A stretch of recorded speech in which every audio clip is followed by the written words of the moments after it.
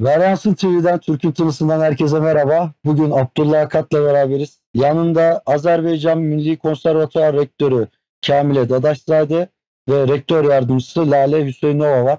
Abi merhabalar. Azerbaycan'dasın şu an. Şimdi Bakü'deyiz. Burada çok güzel bir etkinliğe katıldık. Evet, onu da söyleyeyim ben. Aşık Elesker'den Üzeyir Bey Hacı Beyli'ye Türk Dünyası'nın Kültürel Kodları adlı bir sempozyuma katıldın abi. Doğru değil mi? Evet. Şimdi Üzeyir Hacı Beyli'nin 140. doğum yıl dönümü münasebetiyle Bakü'de çok önemli bir tertipler düzenlendi. O da işte sempozyum diyebiliriz. Diğer tarafta bir forum da vardı. Tabii biz burada Azerbaycan müziğinin ustalarını hem de Türk dünyasına olan etkilerini karşılaştırmalı olarak çok defa ele aldık. Bu noktada önemli çıkarımlarda bulunduk. Yeni yaklaşımlar geliştirdik. Verimli bir etkinlik oldu bizim adımıza. Bu noktada Azerbaycan Milli Konservatuarı çok önemli işler yapıyor. Üzeyir Hacı Beyli'nin de burada bir haftası var. Yani bu hafta boyunca Eylül ayında her zaman bu gibi etkinlikler yapılıyor. Geçen yılda ICTMD'nin çalışma grubu, Türk Dünyası Müzik ve Dans Çalışma Grubu etkinliği yine burada yapılmıştı. Bu yılda Aşık Elesker'den Üzeyir Hacı Beyli'ye Türk Dünyası'nın Kültürel Kodları hem Folklor Enstitüsü'nün desteğiyle hem de Milli Konservatuvar'ın çabasıyla gerçekleştirdik.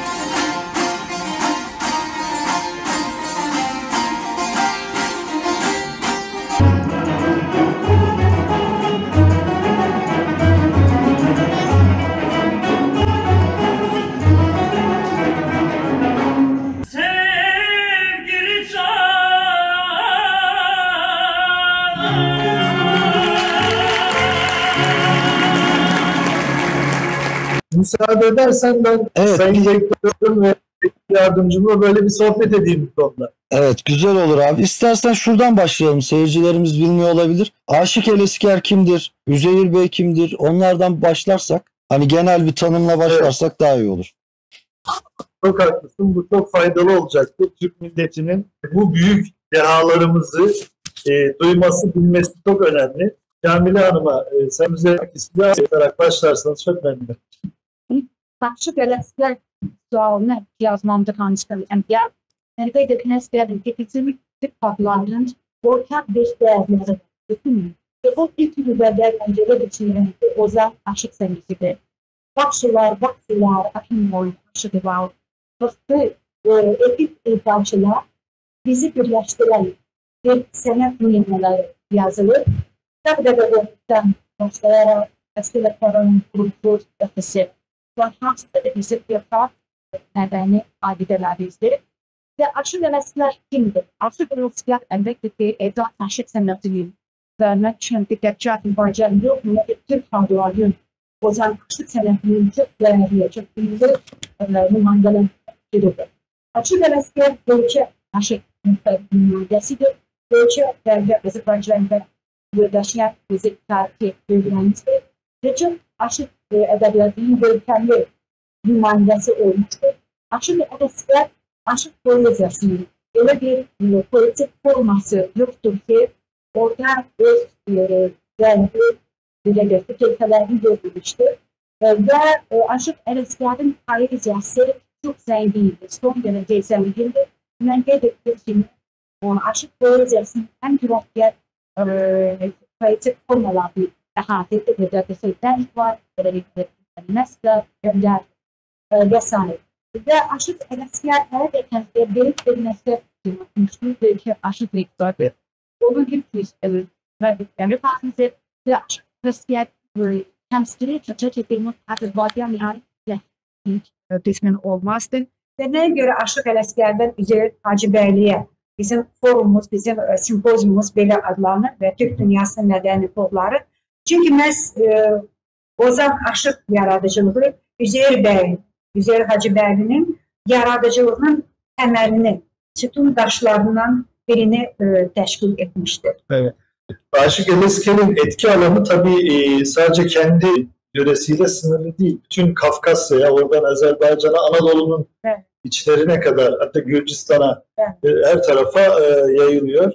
Bizim için de tabii ki çok önemli. Özellikle Üzeyir Hacıbəyli'nin aşık geleneğini alıp oradan çok daha farklı bir yaratıya gitmesi de bambaşka bir değer katıyor. Üzeyir Hacıbəyli ile devam edelim isterseniz. Onu da Lale Hanım'dan dinleyelim. Üzeyir Hacıbəyli'yi bize anlatırsa çok memnun oluruz. Çok büyük memnuniyetle. Çünkü Üzeyir Hacıbəyli bütün Türk dünyası en büyük müəlligar ulduzlarından biridir. Çünkü Türk təfəkkürünü, Türk mədəniyyət bağlarını yeni dövrün çağrışlarına bağlayan bir insan idi və türkçülük əqidəsini də çox möhkəm şəkildə həm öz əsərlərində, həm bütün yaradıcılıq fəaliyyətində, ictimai-siyasi fəaliyyətində önə çıxardı. Üzeyir Hacıbəyli yalnız bəstəkar oldu. Çünki bizdə bəzən ancaq onu musiqiçi kimi tanıdırlar. Yəni sırf opera ilk şərqdə, Türk dünyasında ilk opera yazan, ilk operetta yazan. O Qoy Vəlinlər seminariyasının, yəni o vaxt Qafqazda belə bir seminariya var idi ki, orada əsilzadə uşaqlarını, evlatlarını oxudurdular. Təhsil Rus dilində keçirdi və o Üzeyir bəy ki, mücadiləyə başlamışdı bu ana dili uğrunda, türkçülük oldu. İlk mücadiləni Qoy seminariyasında vermişdi. Çünki 15 yaşında Azərbaycan dilində danışdığı üçün ona çox böyük töhmət vermişdi. Bu məktəbdə icazə verilmişdi. Uşaqlar deməli öz ana dillərində danışdı. Və 19-cu əsrdə Azərbaycanda formalaşan o milli şuur, türkçülük əqidəsi, İslam əqidəsi və Avropa yeniliklərinə olan bir çağırışlar Üzeyir Hacıbəyli kimi fədainin də yaradıcılığını çox parlaq şəkildə özünü göstərdi. O Bakıya gəldi və növbədə bir yazar kimi, publisist kimi fəaliyyətə başladı. Üzeyir Hacıbəylinin yüzlərlə məqaləsi, felyetonu var. Azərbaycanın gələcəyi necə olmalı? Azərbaycan insanın özünü necə təqdim etməli ki, bizim hansı qüsurlarımız var? Biz cürətli olmalıyıq, biz qoçaq olmalıyıq. Bilirsiniz, onun o qədər tarixə həsr olmuş, ədəbiyyata həsr olmuş, dilimizə həsr olmuş məqalələri var ki, yəni bu onu sırf musiqi çevrəsindən çıxardır və Türk dünyasının çox parlaq deməli bir xadiminə çevrilir, hər tərəfli bir xadiminə çevrilir və Üzeyir Hacıbəylinin opera yaratmaq ideyası da məhz Azərbaycanda milli şuurun oyanması, maarifçilik hərəkatının dövründə yarandı. Çünki bu operanın yaranmasına müqəddəm bir şərtlər əməl edir. Artıq Azərbaycanda 19-cu əsrdə bizim ilk dramaturgumuz meydana gəldi, Mirzə Fətəli Axundov. Avropa dramaturgiyasını Azərbaycan ədəbiyyatına gətirdi və altı komediyasını yazdı. O da Azərbaycanın gələcəyini məhz yeni şuurun millətə gətirilməsində görürdü. Əlifbanın yenidən işlənməsindən tutmuş, yəni ictimai-siyasi quruluşa kimi onun çox böyük fəlsəfə əsərləri var idi. Yəni bütün bizim bu ziyalılarımız, istər dramaturq olsun, istər ədəbiyyatçı olsun, istər qəzeteci olsun, onlar bir hədəfə vururdular. Evet. Azərbaycançılıq, türkçülük, müstəqillik işlərisinə vururdular. Bağımsızlıq. Və bağımsızlıq. Və ona görə də təsadüfi deyil ki, 18-ci əsrdə Azərbaycan Xalq Cümhuriyyəti yarandı. Və Üzeyir Hacıbəyli də o sırada çox vacib bir şəxslərdən biri idi. Təsəvvür edin ki, Azərbaycan adında ilk qəzet yarandı. Azərbaycan adında. Üzeyir Hacıbəyli o qəzetin redaktoru idi. Və parlamandan reportajlar lazım. Biz o reportajları oxuyanda biz heyran qalırıq. Üzeyir Hacıbəylinin dünya görüşünə, tarixi hadisələri təhlil etməyi bacardı. Onlara qiymət verməyi bacardı. Bizim gələcəyimizi görməyi bacardı. Yəni o elə bir fikirlər söyləyib ki, peyğəmbərcəsinə. İndi də onlar bizim üçün bir örnəkdir ki, biz onlara baxıb hərəkət etməliyik. Həm siyasətdə, həm mədəniyyətdə, həm bütün həyatımızda. Yəni ona görə mən istərdim ilk növbədə Üzeyir Hacıbəylinin bu böyük şəxsiyyət kimi rolunu önəmləyib. Təbii ki, Üzeyir Hacıbəylinin ən böyük istedadı həm də onun musiqi sahəsi göstərdi. Çünki Üzeyir Hacıbəyli Qarabağda doğulmuş.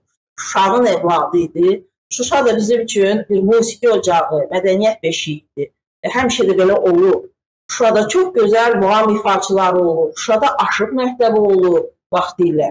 Yəni həqiqətən də bu Şuşa, Qarabağ Azərbaycanı çox vacib, deməli özünə xas və milli şuurun oyandığı bir bölgə olur. Ona görə həmişə demişik ki, aləm cənnətə dönsə yaddan çıxmaz Qarabağ. Ona görə biz Qarabağ üçün belə mücadilə verdik. Çünki bizim milli şuurumuzun oyanışı da oradan başladı sanki. Bizim ən böyük maarifçilərimiz, hərbiçilərimiz oralardan və bizi irəliyə apardı. Yani çok teşekkür ederim Lale Hanım. Çok açıklayıcı oldu. Şunu vurgulamak lazım, yani altını çizmek lazım. Üzeyir Hacıbeyli sadece bir sanat dehası değil. Elbette ki halk kültürünü en güzel şekilde biliyordu ve müzik sanatının içerisine halk kültürünü nakşetti ve onunla beraber ilk operayı besteledi. Leyli ve Mecnun, ki bu sadece Azerbaycan'ın değil, bütün Doğu'nun, bütün İslam coğrafyasının, bütün Türk dünyasının ilk operası. Ve bu aynı zamanda bir milli kimlik yaratma noktasında da öne çıktı. O dönemde Mustafa Kemal Atatürk'le de hemen hemen aynı zamanların insanları ve işte gerek İsmail Bey Gaspıralı, gerek Yusuf Akçura Türkiye'de bir taraftan çalışmalar. Ahmet Bey Ağoğlu, hamısı bir çevre. Hepsi birbiriyle o dönemde ilişkileri olan kişiler. Dolayısıyla bu sanat ayağında Üzeyir Bey'in yapmış olduğu katkı çok büyük. Hatta Leyli ve Mecnun'dan sonra işte Arşın Malalan devam ediyor ve çok popüler oluyor. Bütün Kafkasya'da ve her yere gidiyor. Oralarda temsiller yapılıyor. Ve ondan sonra zaten Türk dünyasının başka illerinde de operalar yazılmaya başladı. Ta ki Kırım'a kadar. Mesela Kırım'da Çorabatır yine onun verdiği ilhamla yazılıyor. Aynı şekilde başka yerlerde de söylediğim gibi. Bu sanat dehası milli kimlik ve arka planındaki bu büyük şahsiyetle birleşince bugün hala bize ışık saçmaya devam ediyor. Çok teşekkür ediyorum. Şimdi Üzeyir Bey'in en yaptığı işlerden bir tanesi de Azerbaycan Müzik Okulu'nu kurması. Yani bütün müziği sistematize etmesi ve bugün halk kültürüyle, halk müziğiyle onu çok iyi derecede sentezlemesi. Mesela Türkiye'de de buna benzer şeyler 1920'lerde 30'larda ulusalcılık, folklorizm adına yapıldığı Türk beşlerinin bu noktada çok çabaları vardı.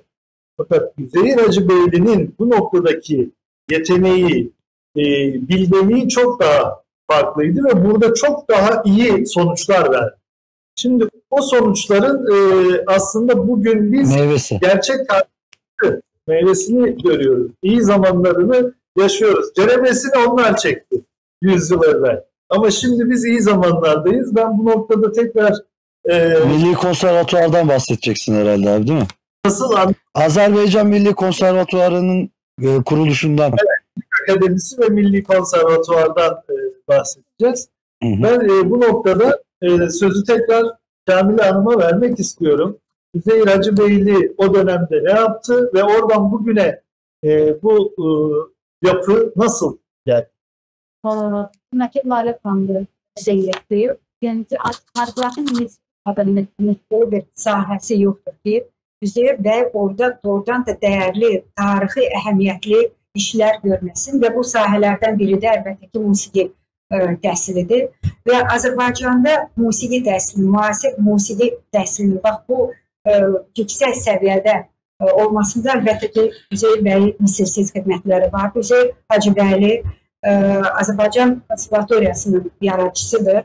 Bizim Azərbaycan Milli Konservatoriyası 25 yıl bundan önce yaranmıştı. Ama bizim bilirsiniz de ilk konservatoriya mövcuddur ve onun yaradıcısı Üzeyir Bey Hacıbəyli'ydi. Ve bugün Azərbaycan Milli Konservatoriyasında demək olar ki, bizim ənənəvi musiqimizin bütün sahələri təmsil olmuşdur. Bu muğam sənətidir, aşıq sənətidir ve bütün rəngarəngliyiyle burada təmsil olunmuşdur ve öz inkişaf mərhələsini geçir. Ve burada misal için muğam deməli kafedrası mövcuddur. Burada muğam dəstgah şəklində də tədris edilir. Eyni zamanda bizim konservatoriyada instrumental ifaçılıq deməli muğam kafedrası da mövcuddur. Bizim konservatoriyada bilirsiniz, sadəcə o biz ənənəvi musiqinin deməli belə deyək də tədrisi ilə məhdudlaşmırıq. Bizdə burada milli vokal kafedrası da mövcuddur və eyni zamanda populyar və caz ifaçılığı kafedrası da fəaliyyət göstərir. Yəni burada demək olar ki, çağdaş Azərbaycan musiqi mədəniyyətinin bir çox istiqamətləri öz əksini tapır. Amma bir məqamı mən yenə də vurğulamaq istərdim ki, Azərbaycan Milli Konservatoriyasının bütün fəaliyyəti Üzeyir Bəyin konseptual fikirlərinə əsaslanır. Bu bir mənalı şəkildə belədir. Çünki Üzeyir bəy də qərb və şərq musiqi təfəkkürünün sintezinə bütün fəaliyyətini belə deyək də istiqamətləndirmişdir.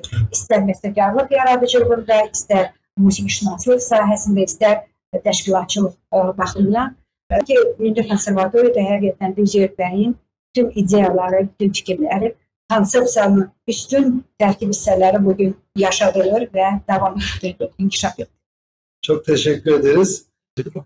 Kamil Hanım, çok teşekkür ederiz bu değerli bilgiler için. Şimdi konservatuvarın tabii en önemli etki sahalarından biri Azerbaycan'ın da UNESCO tarafından da kabul edilen kültür mirasına bulunan mugamı. Yani Azerbaycan mugamı dediğimiz zaman bütün dünyada çok popüler, bilinen ve Azerbaycan'la özdeşleşmiş bir kavram. Mugamı nasıl açıklarız? Türk milleti mugam deyince, Azerbaycan mugamı deyince ne bilmeli? Azərbaycan muğamı bütün müsəlman şərqində mövcud olan makam sənətinin çox özünə məxsus bir qoldur. Və bu özünə məxsusluq həm musiqi baxımından, həm ifaçılıq baxımından özünü göstərir. Bu çox bir parlaq sənətdir və bu sənətin inkişaf etməsində təbii ki, Azərbaycan xanəndələri, muğamatçıları çox böyük səylər göstərmişlər.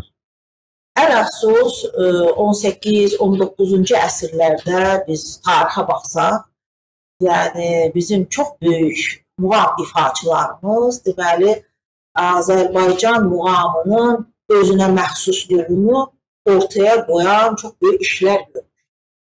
Hal-hazırda bizim özünə məxsus tarımız var. Düzdür. Biz onu bu ərsəyə gətirənlər sırasında biz Mirzə Sadıq Əsədovun adını çəkirik. O deməli tarda elə bir yeniliklər etdi ki, o tar sırf Azərbaycan dili. Bəzən deyirlər musiqinin dili yoxdur. Mən bundan heç razı deyiləm.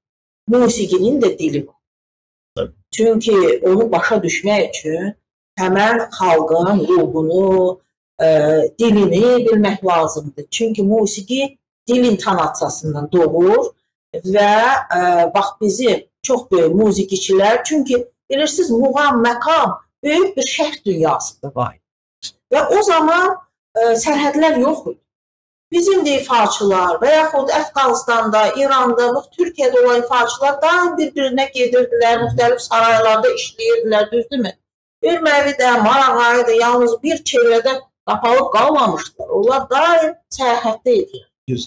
Və ona görə də hal-hazırda İranda da oxunan dəstgahlar, bizdə də oxunan dəstgahlar bilirsiniz, intonasiya baxımından bir-birindən fərqlənir. Bunlar hamısı dilin təsiri, bilavasitə həm də dilin təsiri. Və Azərbaycan muğamını özününküləşdirən, yəni o 19-cu əsrdə etibarən ki, Azərbaycanda milli şuur oyanmağa başladı, aşıq sənətindən olan, məsələn, şikəstələrin oxunması muğamatçılar tərəfindən, Azərbaycan dilli qəzəllərin oxunması tədricən muğamın özünə məxsusluğuna gətirdi çıxar. Bilirsiniz, mən Üzeyir Hacıbəylinin məşhur satını gətirirəm ki, Üzeyir Hacıbəyli deyirdi ki, orta əsrlərdə bu böyük bir barigah, deyirəm, bu sərhədlər yox idi. Bütün musiqiçilər böyük bir deməli, məkanda fəaliyyət göstərir. Üzeyir bəy deyirdi ki, Azərbaycan şərq musiqi böyük bir binanı xatırladırdı. Böyük bir sarayı, 12 sütunlu, 6 bürclü, yəni 12 əsas muğam, 6 deməli, guşə və şöbə. Sonradan bu dağıldı və hər bir xalq, hər bir millət özünə lazım olan ləvazimatlardan öz sarayını tikdi. Və təbii ki, Azərbaycan musiqisi də tədricən formalaşaraq hazırki gününə gəlib çatdı və Azərbaycan muğamı əlbəttə özünə məxsusluğuna görə fərqlənir başqa məqam sənətlərindən. İndi lap aydın olmaq üçün bəzən soruşurlar, məsələn, makam, türk makamı var, Özbəkistan'da şaşmaq var. Əvvəla Azərbaycan muğamı üsulsuz musiqi. Onu demək lazımdır. Yəqin türk musiqisində müqayisə isə bu bəzən deyirlər uzun hava tarzında olan bir musiqi. Çünki bizim sərbəst ritmimiz var. Bəli, bu bizim əsas fərqləndirici cəhətimizdir. Biz muğam deyəndə ilk növbədə usulsuz, sərbəst ritmli musiqini nəzərdə. Düzdür, dəstgah halında muğam ifa olunur, orada üsullu musiqi var. Təbii ki, orada dəstgahda təsniflər var, rənglər var. Amma muğam deyəndə ilk bizim beynimizə gəlir həmən o usulsuz, sərbəst, improvizasiya şəklində olan musiqi. Əlbəttə, onun da öz qəlibləri var, öz yolları var. Yəni, biz deməklə bu tamamilə sərbəst bir improvizasiyadır. Bu, özünə məxsus bir improvizasiya növüdür. Bilirsiniz ki, Azərbaycan muğamı artıq UNESCO-nun qeyri-maddi iş siyasətində daxil olunub. 2003-cü ildə baş verir. Çünki özünə məxsusluğu artıq bəllidir və onu beləcə də daxil etdilər o siyahıya. Azərbaycan tarifatçılığı da beləcə UNESCO-ya daxil olub, ayrıca bir qeyri-maddi iş siyasətində yer alır. Və o dövrlərdən başlayaraq daimi olaraq biz muğam simpoziumları keçirdik. Muğam simpoziumu aynı zamanda bir büyük festival adı. Festival. Yani bu festival muğam ənənəvi tərkibində də simpozium. Artıq 6 simpoziumu keçirmişik. Abdullah bəy də bizim simpoziumda çıxış edib, dəfələrlə olub. Hətta Münsiflər heyətinin üzvü də olub, müsabiqə də keçir. Yəni bu 3 böyük bir tədbir birinin içindədir. Festival, simpozium və müsabiqə. Evet. Makam ifaçılarının, muğam ifaçılarının müsabiqəsi. Buna göre sizin de təəssüratlarınız belki gəlir. Evet, yani Muğam Festivali açıkçası benim için inanılmaz bir deneyimdi. Bunu vurgulamak lazım. Çünkü jüri heyetindeydim. Lale Hanım'ın da söylediği gibi.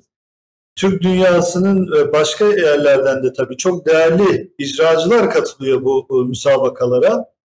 Ve çok ciddi bir jürinin önünde kendi makam geleneklerini icra etmeye çalışıyorlar. Ama sadece bununla sınırlı değil. Bakü'nün, Azerbaycan'ın her köşesinde, her yerde muğam var. Çok çeşitli ifalar, yani icralar var.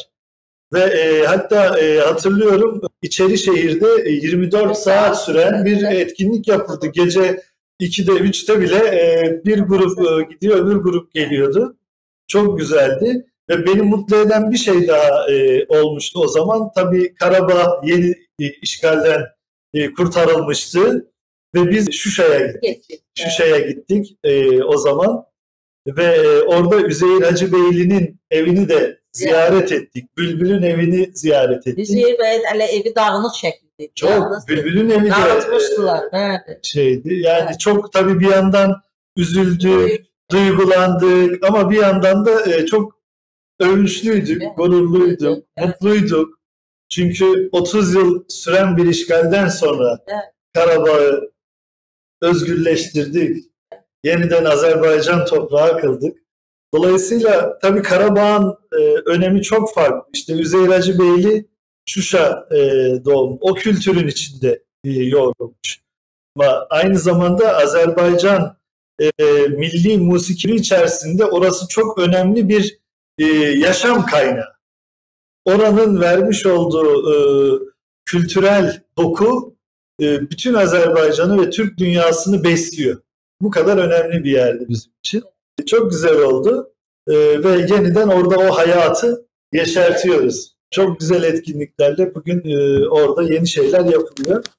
Son olarak bugün ve dün ve bugün aslında yapılan sempozyumu sizlerden duymak için uygulanması, bunların hepsi zor şeyler. Gerçekten size minnettarız bu konuda. Türk dünyasının bir ferdi olarak ve bir Türk müziği araştırmacısı olarak gerçekten sizlere bu noktada borçluyuz. Son görüşlerinizi alalım sempozyumla ilgili. Sonra kapatayım. Aslında mən istərdim bir məqamla başlayayım. Bizim Milli Konservatoriyada həqiqətən də çox istiqamətli elmi fəaliyyət həyata keçirilir və bizim iki əsas istiqamətimiz var. Onu vurğulamaq istərdim. O etnomusiqişünaslıqdır. Təbii ki, Milli Konservatoriya olaraq bizim üçün bir önəmli bir istiqamətdir və ikinci istiqamət bizdə milli musiqi mənbəşünaslığıdır. İkinci bizim önəmli istiqamətimiz və təbii ki, bizim bütün tədbirlərimiz bax bu iki istiqamət çərçivəsində həyata keçirilir. O ki, qaldı dünən və bugün öz işini davam etdirən simpozium haqqında başlığını artıq bəyan etdik. Aşıq Ələsgərdir Üzeyir Hacıbəyliyə, Türk dünyasının mədəni kodları. İlk dəfədir, bax bu başlıq altında bizdə elmi simpozium keçirilirdi və onun əsas məqsədi, əsas məqamı Türk xalqlarının ortaq mədəni dəyərlərini bir araya gətirmək və onların araşdırılma aspektlərini müəyyən etmək. Eyni zamanda Türk ölkələrinin, Türk xalqlarının bilim adamları arasında bu əməkdaşlığı, bu fikir mübadiləsini təmin etmək və hansısa bizim üçün çox önəmli mövzuları, konuları bir daha gündəmə gətirmək və ən əsası da bizim gələcək perspektivlərimizi, gələcək əməkdaşlığımızın əsas istiqamətlərini müəyyən etməkdən ibarət edir. Və mən düşünürəm ki, doğrudan da simpoziumun fəaliyyəti işi çox səmərəli oldu. Bizim ümumi hansı layihələrin əsası qoyuldu. Baxın, Üzeyir Hacıbəylinin yaradıcılığına, onun fəaliyyətinə dair çox dəyərli fikirlər söyləndi, müəyyən fikir mübadiləsi aparıldı və bugünə kimi, bax bunu biz tam dəqiqli təsdiqləyə bilərik. Üzeyir bəyin bütün yaradıcılığına, bütün fəaliyyətinə dair tamamilə yeni yanaşmalar nümayiş etdirildi. Burada sosial antropoloji yanaşma da var idi, düzdürmü? Müəyyən tarixi baxımdan da yeni yanaşmalar var idi. Biz Üzeyir bəyin türkçülük ideologiyasının Azərbaycanda və nəinki Azərbaycanda, bütün Türk dünyasında onun deməli inkişafında rolunu vurğuladıq və qeyd etdik ki, İsmail bəy Qaspalının siz adını çəkdiyiniz işdə, deməli fikirdə, dildə birlik ideyasını tamamilə başqa bir sferaya gətirdi Üzeyir bəy. Musiqişünaslıq sferasına gətirdi, humanitar sferaya ümumiyyətlə gətirdi və qeyd etdik ki, Üzeyir Hacıbəylinin 1939-cu ildə yazdığı Azərbaycan türklərinin musiqisi haqqında əsərində ilk dəfə olaraq bütün Türk xalqlarının musiqi mədəniyyəti mübahisəli şəkildə təqdim edildi. Yəni, mən düşünürəm ki, doğrudan da simpoziumun bütün işi çox səmərəli oldu və bizim gələcək əməkdaşlığımızın haradasa inkişaf perspektiv istiqamətlərini cızdı. Çok teşekkür ederiz. İnşallah biz Mayıs ayında Taşkent'te yine çok güzel bir etkinlikte bir araya geleceğiz. Şimdi onun çalışmasını yapmak üzere sizlere veda etmek durumundayız. Tamamdır. Ben çok teşekkür ederim. Hem Kamile Hanım hem Lale Hanım'a programa katıldıkları için. Bu bölüm bence programın formatına en uygun olan bölümlerden biri oldu. Çünkü dediğimiz gibi Türk müziği Türkiye coğrafyasıyla sınırlı değil. Abi son sözlerinizi alayım sizden isterseniz. Programı kapatalım. Lale Hanım, sizin eklemek istediğiniz bir şey var mı acaba? Tabii ki var. Sözümüz çoktur.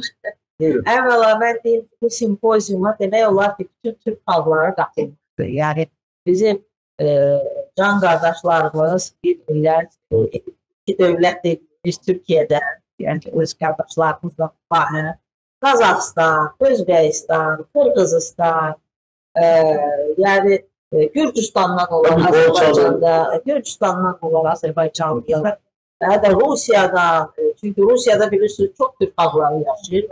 Mənim bir həmkarım bir de Rusiya'da yəqin ən böyük Türk dövləti əslində.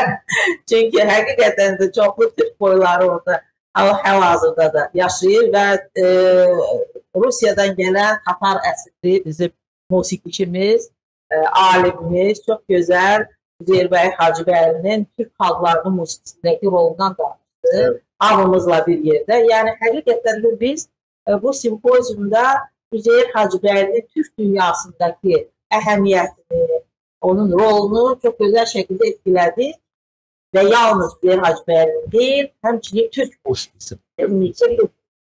İnşallah biz hazırlaşırıq Özbəkistana. Abdullah bəylə, çünki bilirsiniz Abdullah bəy həm də Beynəlxalq Şuranın, musiqi və rəqs Beynəlxalq Şuranın Türk xalqlarının musiqisi qrupunun rəhbəridir və biz de bu Şuranın üzvləriyik. İnşallah Daşkentdən də belə bir canlı yayım yaparıq. İnşallah. İnşallah. Ben hem rektörümüz Kamile Hanım'a çok teşekkür ediyorum. Hem rektör yardımcımız Lale Hanım'a çok teşekkür ediyorum. Çok kıymetli bir sohbet oldu. Eminim ki Türk milleti Azerbaycan musikisiyle ilgili çok değerli bilgiler edindi. Biz size Can Azerbaycan'dan selamlar gönderiyoruz. Ben de size Azerbaycan'a çok selam gönderiyorum. İzlediğiniz için teşekkürler. Herkese iyi akşamlar dileriz.